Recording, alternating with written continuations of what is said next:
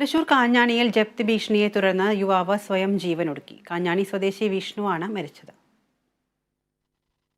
സ്വകാര്യ ബാങ്കിൽ നിന്ന് 12 വർഷം മുൻപ് കുടുംബം വീട് വെക്കാനായി 8 ലക്ഷം രൂപ വായ്പയെടുത്തിരുന്നു. ഇതുവരെ 8,74,000 രൂപ തിരിച്ചടച്ചിരുന്നു. ഇതിനിടയിൽ ഇടയ്ക്ക് തിരിച്ചടപ്പ് മുടങ്ങിയതോടെ 6 ലക്ഷം രൂപ കുടിശ്ശികയായി. ഇതോടെ വീടൊഴിയാൻ ബാങ്ക് ആവശ്യപ്പെട്ടിരുന്നുവെന്ന് വിഷ്ണുവിന്റെ കുടുംബാംഗങ്ങൾ പറഞ്ഞു. 8,74,000 അടച്ചു. പിന്നെ ഒരു 6 ലക്ഷം കൂടി അടയ്ക്കുന്നു പറഞ്ഞിട്ട് അവര് നിരന്തരം അതിനെ വിളിച്ച് ഭീഷണിപ്പെടുത്ത. അക്ഷയ് എന്ന് പറഞ്ഞ സാറുണ്ട് അയ്യന്തോട് ബ്രാഞ്ച്.